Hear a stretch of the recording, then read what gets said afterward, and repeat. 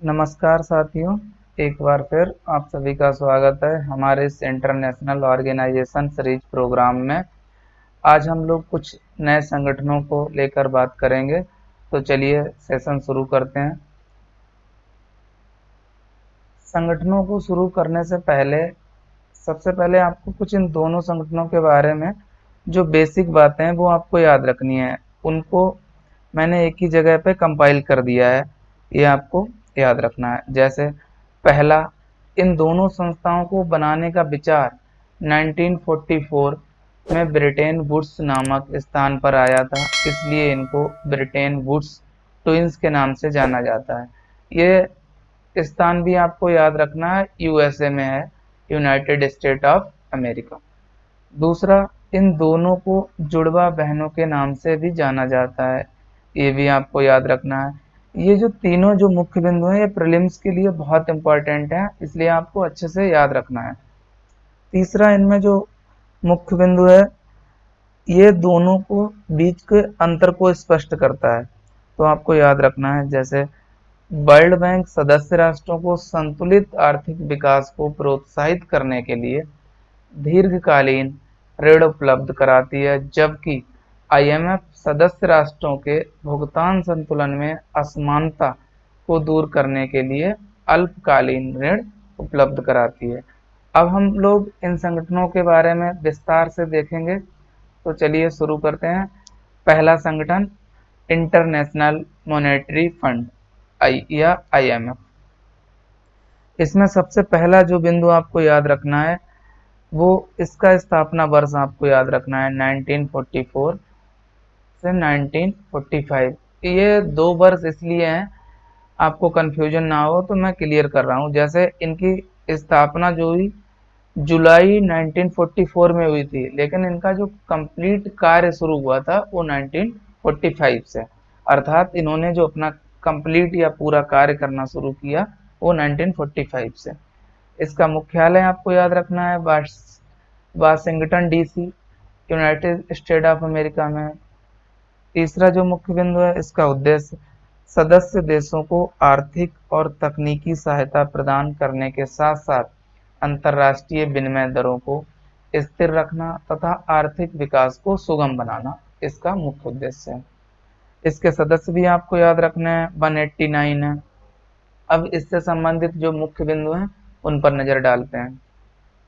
जैसे पहला जो मुख्य बिंदु है वो ये है कि इसका दूसरा नाम द फंड भी है, ये आपको याद रखना है।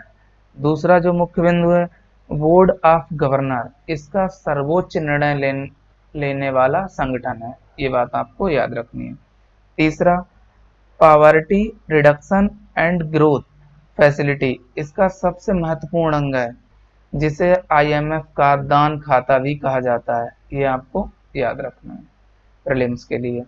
चौथा, इसमें जो अंतिम मुख्य बिंदु है, आईएमएफ के संबंध में सबसे ज्यादा चर्चित जो शब्द है रिजर्व ट्रेंच, जिसका तात्पर्य आईएमएफ में किसी सदस्य के कोटा और आईएमएफ की मुद्रा की होल्डिंग के मध्य अंतर से है, ये बात आपको याद रखनी है।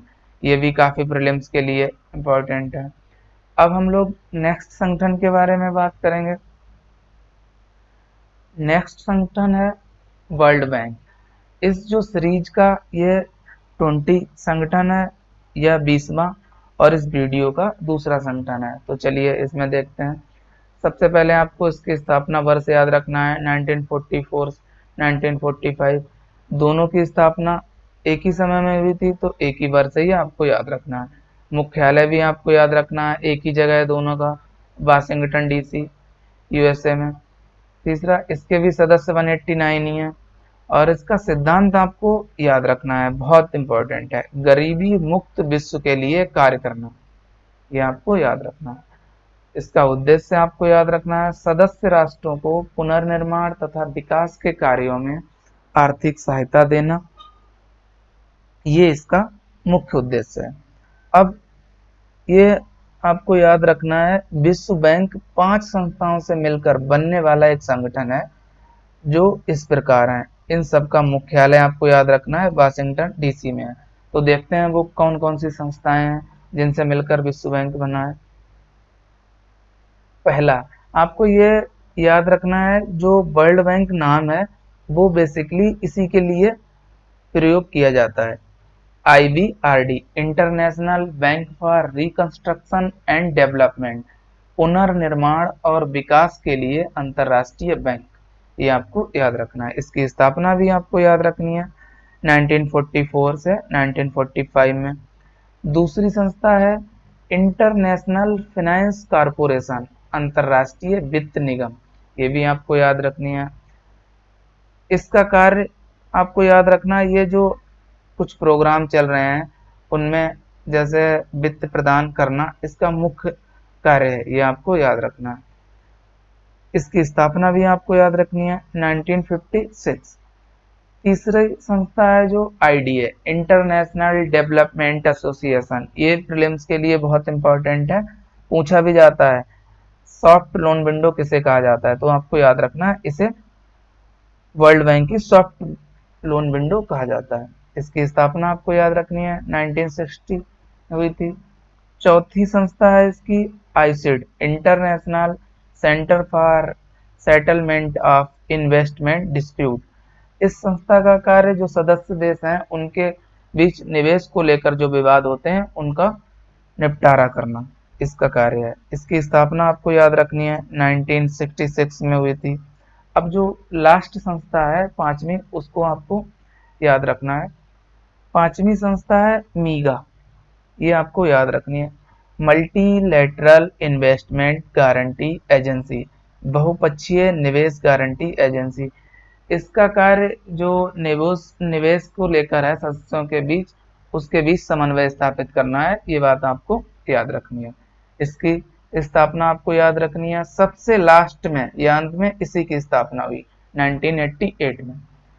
इससे संबंधित जो वर्ल्ड बैंक है उससे कुछ मुख्य बिंदु हैं वो यहाँ आपको याद रखने, जैसे पहला, भारत ICID को छोड़कर सबका सदस्य है। जो 5 संस्थाएं थी उसमें अगर ICID को निकाल दिया जाए तो 4 का सदस्य है, ये बात आपको याद रखनी है।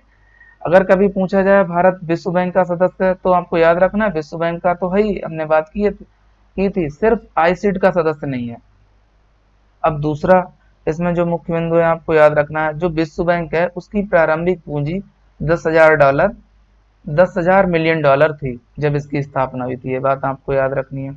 तीसरा अंतिम जो मुख्य बिंदु है ये भी आपको याद रखना है, इसका सदस्य बनने के लिए अर्थात वर्ल्ड बैंक का IMF का सदस्य होना अनिवार्य है, अर्थात IMF का कोई भी सदस्य इसका भी सदस्य बन जाता है, तो ये बात आपको याद रखनी है। ऐसा नहीं है कि अगर कोई वर्ल्ड बैंक का सदस्य है वो IMF का हो जाएगा, लेकिन अगर जो IMF का सदस्य है वो वर्ल्ड बैंक का सदस्य जरूर हो जाएगा, ये बात आपको याद रखनी है। तो साथियों आज के इस सेशन में बस इतना ही, तब तक के लिए गुड बाय, अपना ध्यान रखिए। सेशन देखने के लिए आपका बहुत बहुत धन्यवाद। सेशन अगर पसंद आया तो उसको लाइक कीजिए, शेयर कीजिए तथा चैनल को सब्सक्राइब कीजिए।